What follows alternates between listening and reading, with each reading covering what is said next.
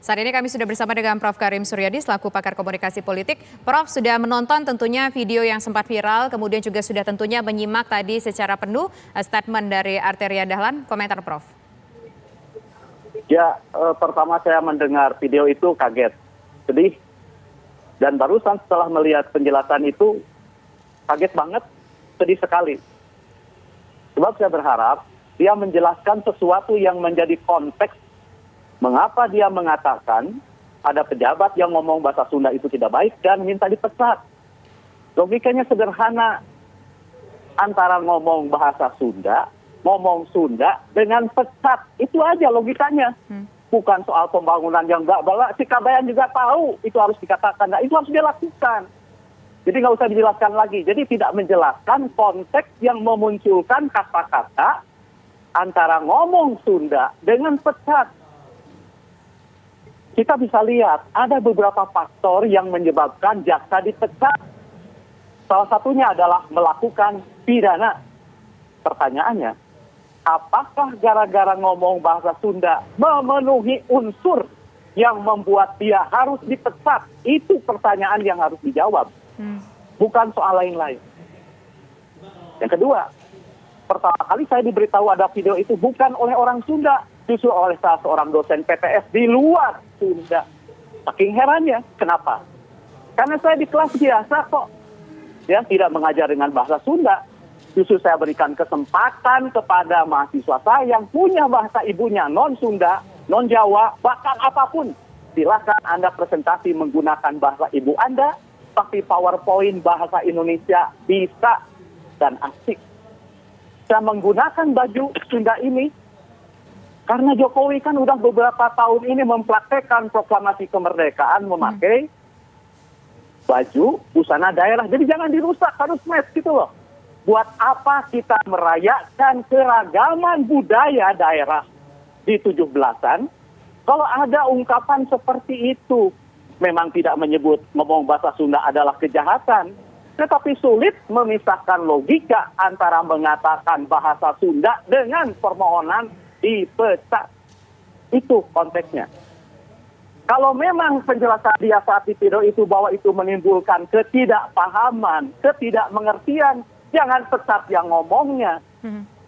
Tapi sarankanlah ketika Anda menggunakan bahasa Sunda, bahasa Jawa, bahasa Batak, bahasa Minang, bahkan bahasa Belanda sekalipun, berikan penjelasan dalam bahasa Indonesianya. Dan itu yang kita temukan di dalam konstitusi dan beragam peraturan yang turunannya dari bahasa sana. Betapa banyak kan istilah asing di dalam konstitusi. Ada Belanda, ada Jerman, tapi tidak lupa para pendiri bangsa yang bijak dan sadar betul akan kekeragaman budaya itu, cantumkan di dalam kurung apa artinya bahasa Indonesianya, sehingga dengan begitu, maknanya tidak kabur, tidak kemana-mana. Prof. Karim. Itu yang pertama. Yang kedua, kita tidak tahu bahasa Sunda apa yang dikatakan oleh pejabat itu yang menyebabkan dia harus dipecat. Sebab menurut saya ini bukan hanya terlalu berlebihan, tetapi ini menunjukkan ketidaksadaran bahwa kekayaan budaya lokal itu tidak semuanya bisa diwadahi dalam bahasa Indonesia. Contoh, ketika orang Sunda mengajarkan anaknya berbuat adil, dia katakan, kamu ulah ponteng kanu koneng, ulah ciwet kanu hideng, gitulah. Salah satunya. Bahkan di Sunda, mengkritik saja ada seninya loh. Tidak hanya selalu marah-marah dengan ungkapan kebencian, dengan mimik yang penuh rasa benci, rasa ngewa, tidak.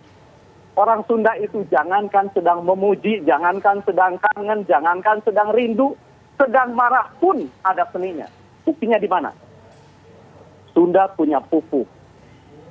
Ketika dia kangen, dia buat pupuh dalam bentuk kinasi. Ketika dia menasehati, buat dalam bentuk mas kumambang.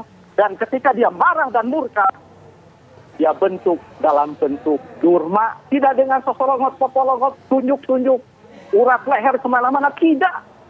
Marah pun punya seni. Dan itu yang harus diangkat ke dalam sistem politik nasional berupa nilai-nilai budaya bangsa. Prof. Karim. Dan yang lebih menyedihkan itu justru ini menimpa mereka yang tugasnya berbicara. Kita tahu, parlemen itu dari kata parler. Parler itu artinya berbicara. Jadi sebaiknya mereka yang lolos di sana adalah orang-orang yang sudah bisa mengatur kepatutan berbicara. Prof. Karim, Sebab tapi yang tadi namanya Arteria pejabat publik- menyatakan, Prof. Karim, sebentar tadi Arteria menyatakan bahwa menggunakan bahasa Sunda untuk kedekatan dengan Jaksa Agung. Dan itu dibicarakan dalam konteks pertemuan formal atau rapat resmi. Apakah hanya bahasa yang digunakan untuk memanipulasi hubungan? Tidak. Kedekatan itu kan bisa diekspresikan dengan jarak ya. Ada teori dari Edward T. Hall. Semakin dekat jarak yang dipertunjukkan oleh dua orang peserta komunikasi, semakin dekat hubungan di antara mereka. Baik. Jadi sekali lagi saya tidak bisa menilai konteks yang lebih detail. Kata apa yang dikatakan sehingga membuat dia harus dipecat, itu yang sulit dipahami. Baik. Sebab apa? Sebab sepanjang umur saya lahir di Sunda, hidup di Sunda, 15 tahun saya secara formal mempelajari bahasa Sunda, gitu ya. Tahu etika. Kalau ada orang non-Sunda di sekitar saya bilang ngomong bahasa Sunda, bisa ngertiin, bisa dianggap fitnah. Dan jika terpaksa saya mengatakan itu karena tidak ada padanannya dalam bahasa Indonesia, diberikan penjelasan. Oke, baik. Jadi saya mengatakan ini dengan bersemangat, jangan sampai mereka yang tugasnya berbicara justru bermasalah dalam aspek pembicaraan, komunikasi, karena gagal membaca konteks dan berempati dengan audiennya. Oke. Apalagi mereka yang duduk di sana untuk dan atas nama rakyat. Jadi sekali lagi, jangan sampai dia melenggang ke sana mengatasnamakan rakyat, tapi melupakan bahkan melukai rakyat. Jadi jangan sampai demokrasi dibangun Terima kasih Prof. tanpa Karim. demos, itu intinya. Baik, terima kasih Prof. Sasa, Karim terima kasih, Suryadi Andro. atas waktunya. Selamat petang.